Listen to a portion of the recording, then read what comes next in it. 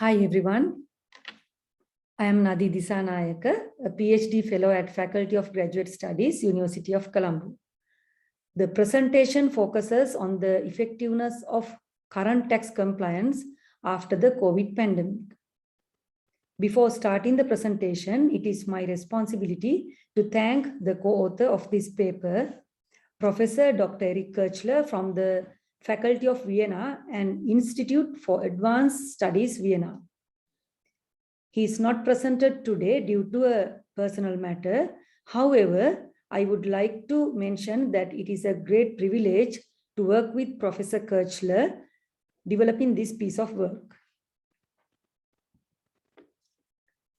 The presentation consists of introduction, problem statement, study objectives, method, analysis, results and discussion, implication and conclusion, and finally, study limitations.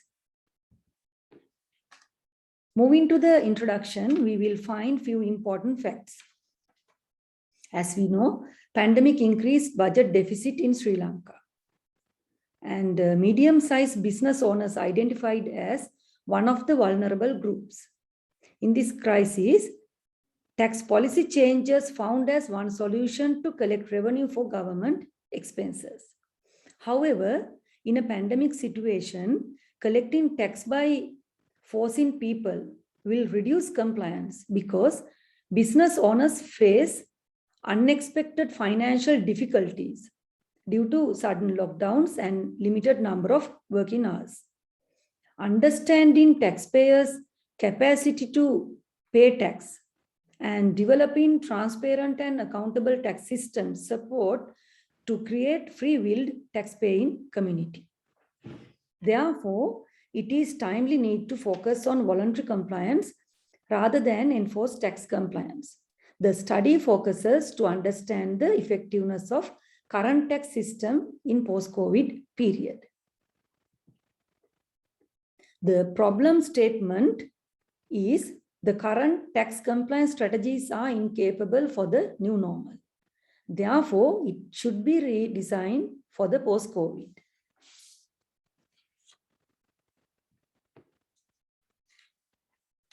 The objectives of the study are to analyze the effectiveness of current tax compliance strategies, the applicability of the current compliance strategies for the new normal, and the potential compliance approaches for post-COVID period.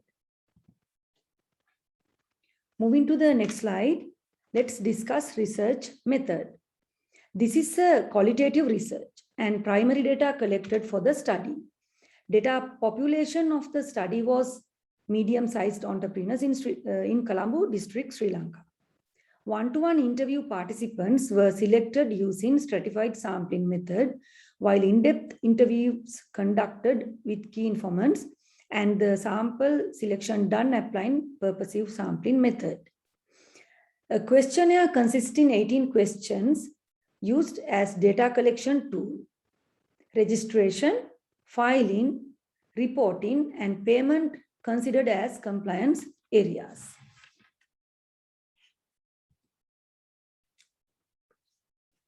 This qualitative research used content analysis technique, and the inductive approach helped to search for patterns, correlations, codes, differences, and themes within gathered information. The main words, phrases, and themes analyzed to understand participants' opinion and views regarding the topic. Data reliability and validity confirmed through member check-in and data triangulation method. In this slide, you can see participants' responses towards compliance approaches. Compliance was measured under 4 categories, such as the obligation of registration, filing, reporting, and payment. The registration obligation categorized as voluntary and enforced. Filing obligation considered as completed if the taxpayer file returns on due date.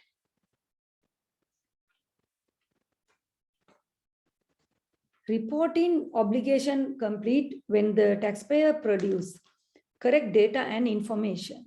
Finally, payment compliance measured with on-return tax payments, default tax payments, and penalty payments. The effectiveness of the current tax compliance evaluated with the frequency of statements.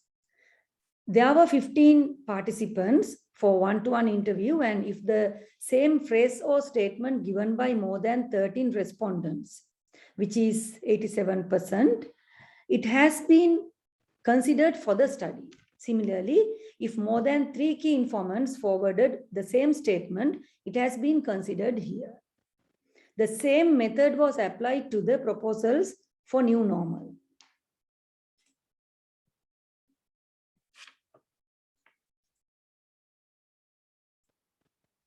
This slide shows how the key informants and medium enterprise taxpayers responded and verbally submitted proposals to improve tax compliance.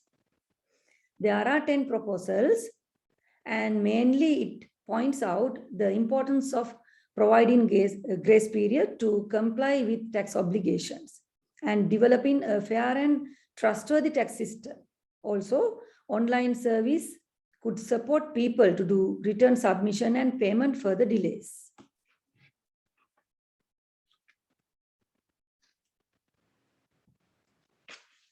Now we are at implication and conclusion slide.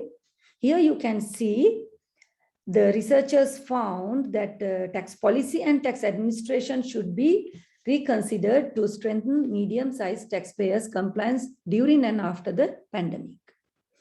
Government should take action to improve online compliance services. Easy access and round-the-clock online support services can promote compliance. Tax authority can conduct online training and awareness programs to educate taxpayers as well as tax collectors.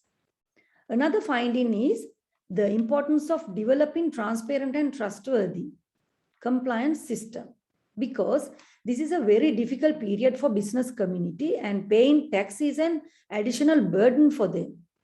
But the faith in the government can change people's morale to comply with tax system. Another conclusion is taxpayers not receive tax returns in advance. This is a big issue to be addressed.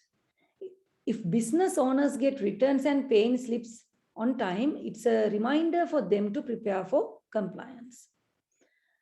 And also harsh audit procedures and collection actions should temporarily cease until the entrepreneurs re-establish the business. Also, providing more awareness on tax law and administration will reduce non-compliance as taxpayers understand the consequences of non-compliance. Communicate taxpayers' issues is also identified as one of the significant factors to build an effective tax compliance system. Limitations noticed in this study are the responses were relatively below average. Also, the study focused taxpayers in Colombo district only. And only medium-sized taxpayers were considered in the study, but there are other taxpayers, other groups like large taxpayer group and individual taxpayer category, which we have to consider in further research. Data collection methods limited to interviews, but there are many other approaches like field surveys and case studies. Since the data collected through Zoom, participants' body language, facial expressions were not considered in the study. You can see these are the references used to develop the presentation. The study points out the importance of timely assessing taxpayers' perception and experience to improve the effectiveness of tax compliance approach in Sri Lanka after the pandemic. And before end up my presentation, I would like to thank the organizing committee, ICIB 2021, University of Kelaniya, for giving me this opportunity. Thank you. It is time for asking questions.